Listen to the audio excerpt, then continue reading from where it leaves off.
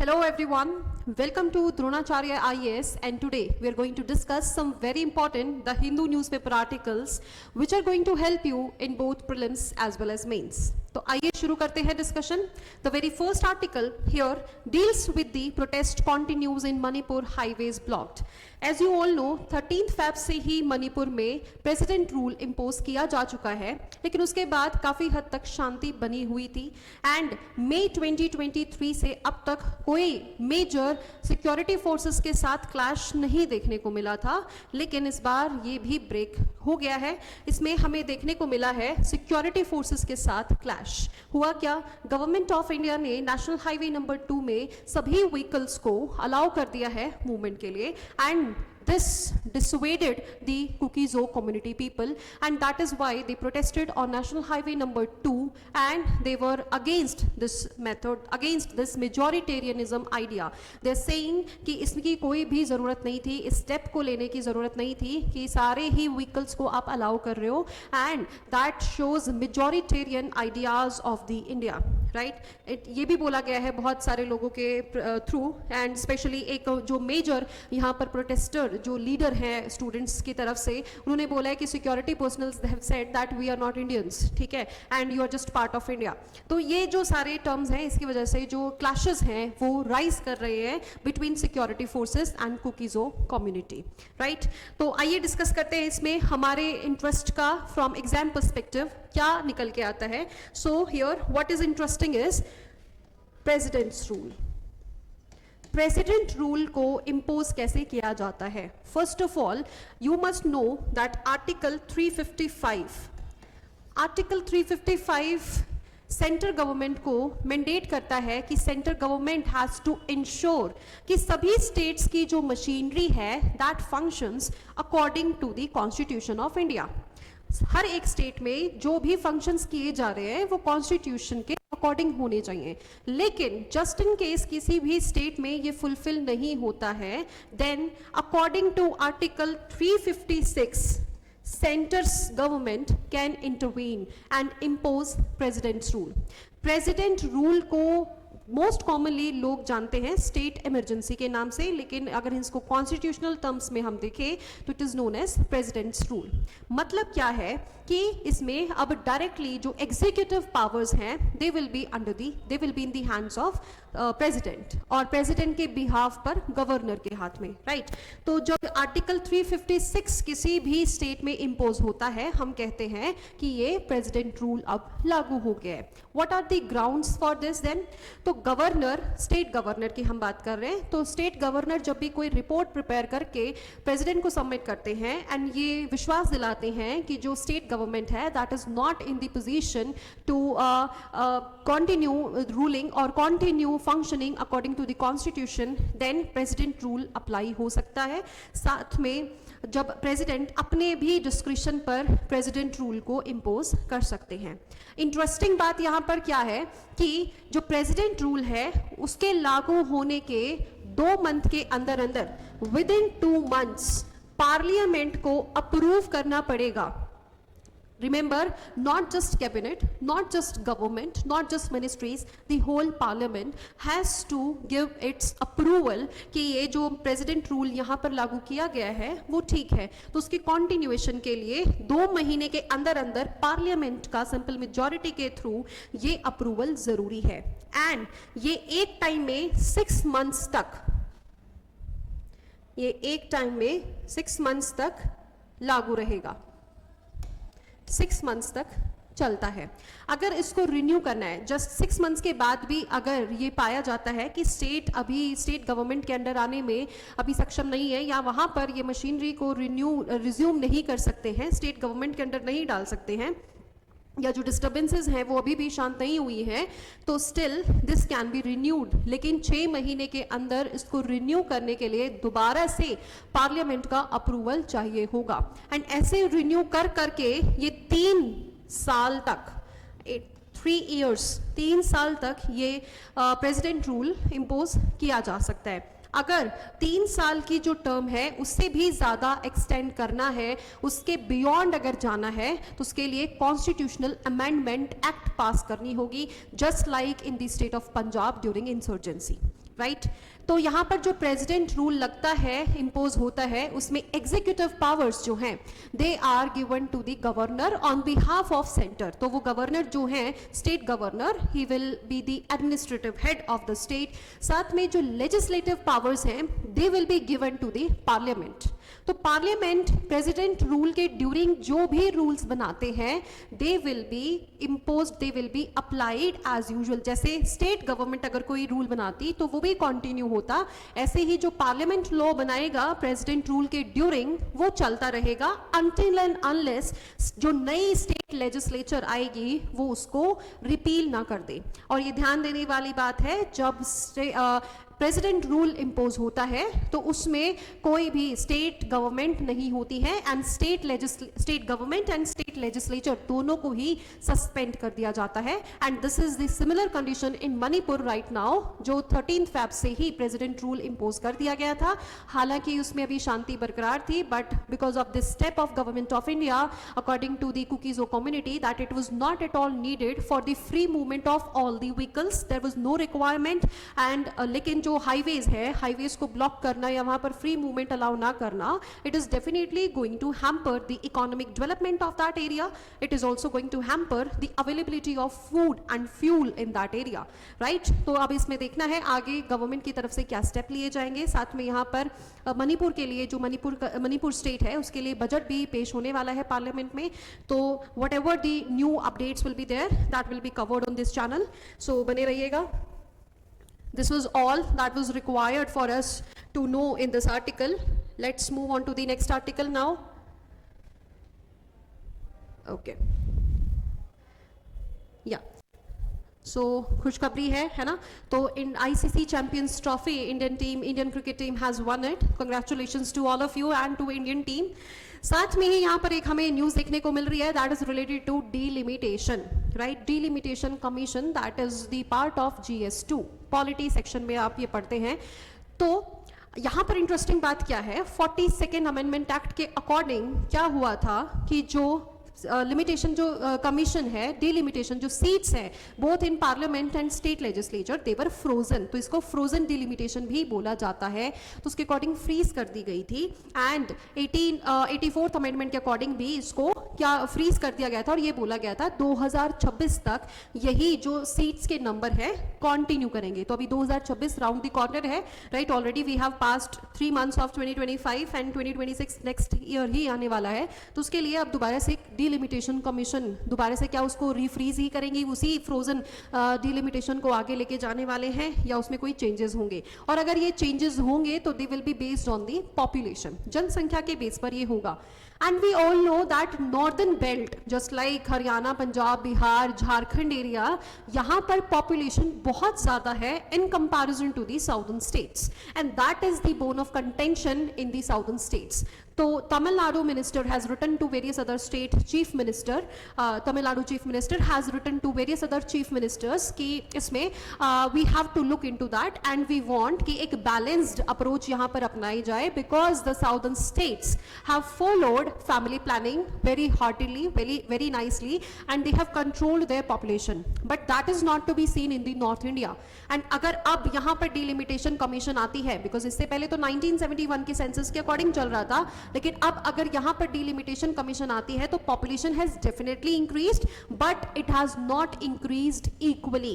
And अगर इसमें दोबारा से डिलिमिटेशन कमीशन के अकॉर्डिंग सीट्स को वेरी किया जाएगा तो ऑब्वियसली जो हिंदी स्पीकिंग स्टेट्स हैं that is the northern belt that will be dominating the non Hindi speaking state and that is the reason for this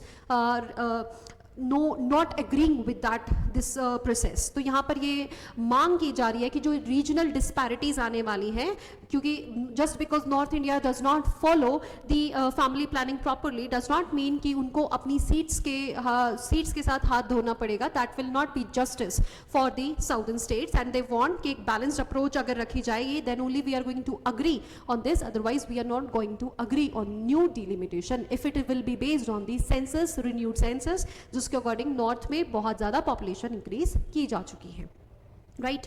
okay ji, next article में अगर हम जाएं, very very interesting and very important article for you. Madhav National Park becomes India's 58th tiger reserve. Very, very important. Madhav Tiger Reserve, that is located in the state of Madhya Pradesh. It is located in the state of Madhya Pradesh. Eastern boundaries पे विंध्यास है. And it falls in the catchment area of the Sindh River. I'm not saying it flows through it, I'm saying it falls in the catchment area of Sindh River. इसमें important water bodies भी हैं, that is Sakhya Sagar and Madhav Sagar. Very, very important. Sakhya Sagar and Madhav Sagar. Sakhya Sagar important क्यों है? Because ये Ramsar wetland में भी fall करता है. रामसर वेटलैंड में फॉल करने की वजह से इंपॉर्टेंट है and it is also man made. ये भी आपको ध्यान रखना है. सो अगर माधव जो नेशनल पार्क है that has been included as 58th tiger reserve, then it is going to be important for you कि साख्या सागर कहाँ फॉल करता है. Sakhya Sagar is located in which of the following national park और which of the following tiger reserve. This is going to be important for you. ठीक है, तो tiger reserve हम किसको बोलते हैं? टाइगर रिजर्व ऐसे एरिया को बोलते हैं जिसमें टाइगर पॉपुलेशन, एक कंसिडरेबल टाइगर पॉपुलेशन हो एंड उसको कंजर्व करने की जरूरत है. तो माधव जो टाइगर रिजर्व है उसमें 2023 में ही कुछ जो टाइगर्स हैं उनको री इंट्रोड्यूस किया गया था एंड नाउ उसमें जो पॉपुलेशन है दैट इज इंक्रीज टू 5. इसमें एक जो 2 फीमेल्स हैं, 2 कब्स हैं और एक मेल टाइगर है एंड इसमें फिर से री इंट्रोडक्शन और ज़्यादा टाइगर्स का किया जाने वाला है. तो जो टाइगर रिजर्व है that is to be notified by the state government. जो एरिया है वो स्टेट गवर्नमेंट डिसाइड करती है, राइट. तो जो NTCA है वो रिकमेंड करती है. NTCA क्या है? स्टैट्यूटरी बॉडी है. NTCA is a statutory body that falls under the WPA, Wildlife Protection Act 1972. उसके अकॉर्डिंग इसको बनाया गया था एंड प्रोजेक्ट टाइगर इसके अंडर फॉल करता है. 1973 में प्रोजेक्ट टाइगर भी हमने इंट्रोड्यूस किया था to conserve the population of tiger.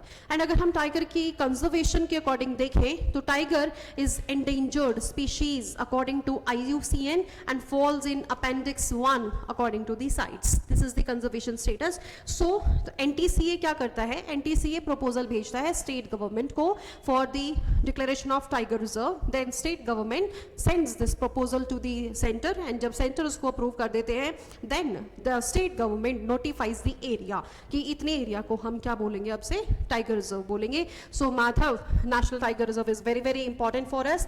जो 57th टाइगर रिजर्व है, 57th tiger reserve that is Ratapani, that was also from the state of Madhya Pradesh. And अगर माधव नेशनल पार्क को अगर हम इंक्लूड करें टाइगर रिजर्व में तो मध्य प्रदेश में 9 अब टाइगर रिजर्व्स हो चुके हैं. ठीक है, this is important.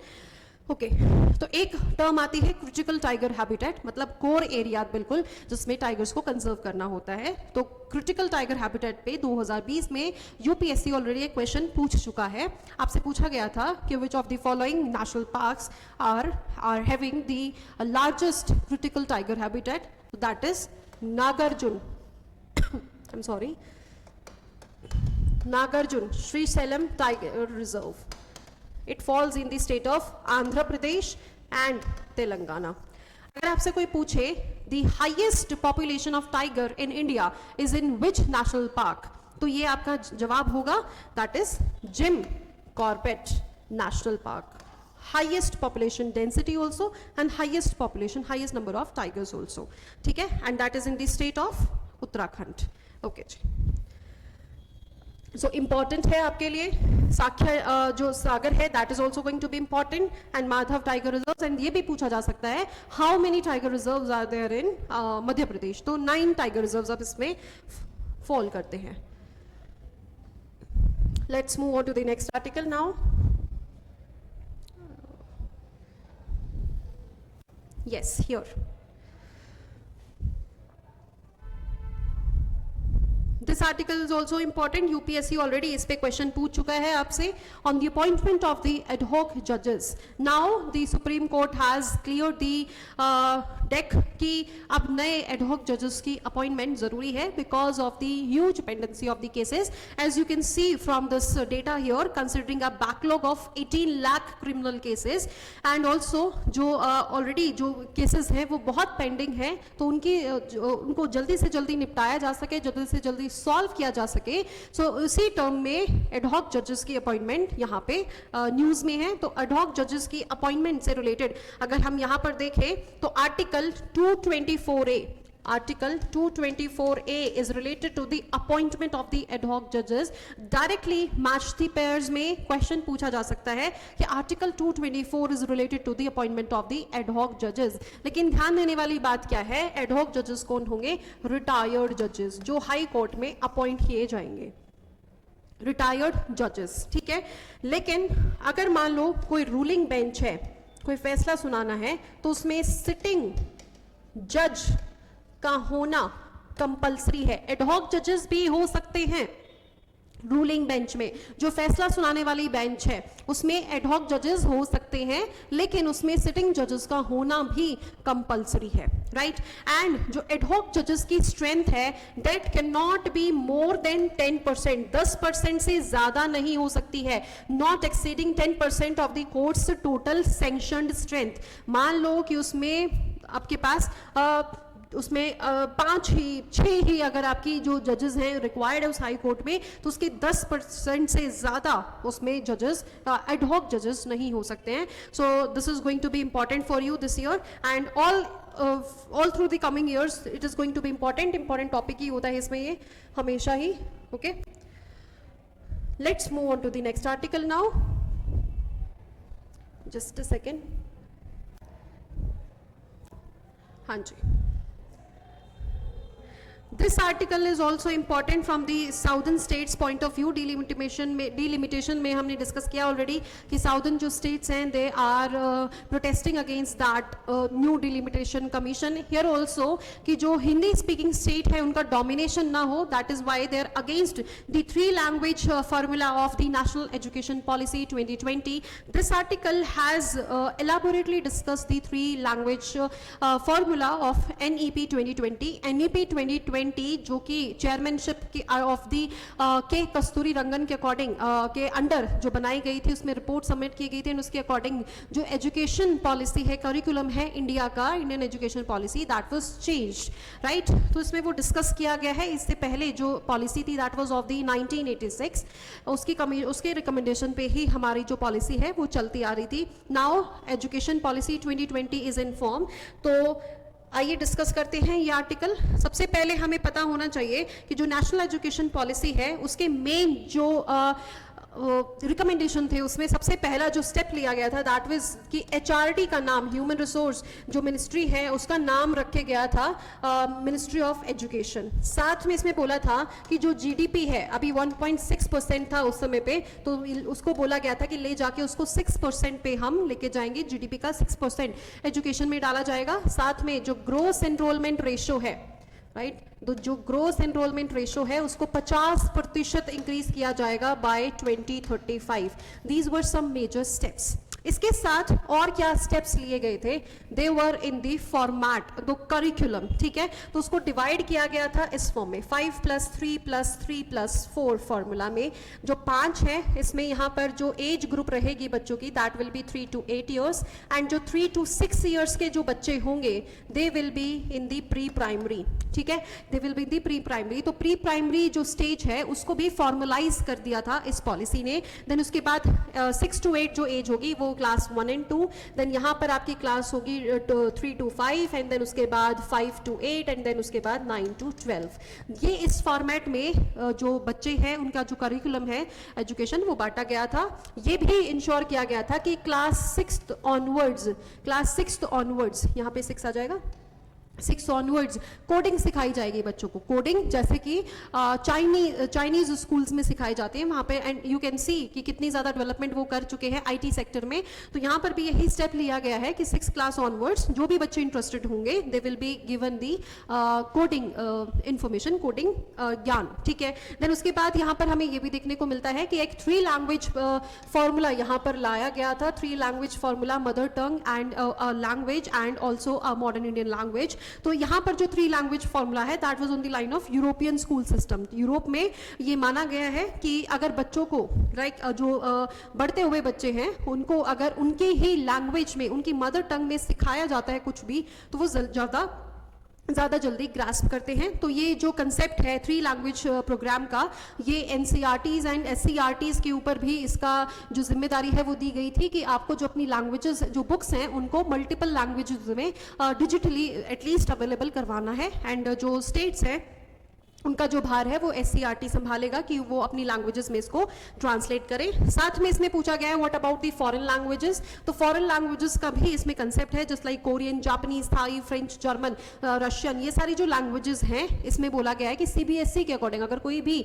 CBSE board का बच्चा है तो उसमें टिल सेकेंडरी लेवल उसको 2 लैंग्वेजेस आनी चाहिए, 2 इंडियन लैंग्वेजेस। लेकिन अगर वो 11th-12th में है तो उसको ऑप्शन दिया गया है कि वो किसी एक इंडियन लैंग्वेज एंड साथ में एक फॉरेन लैंग्वेज को भी चूज कर सकता है, राइट। तो what is the debate about? Debate ये है कि अकॉर्डिंग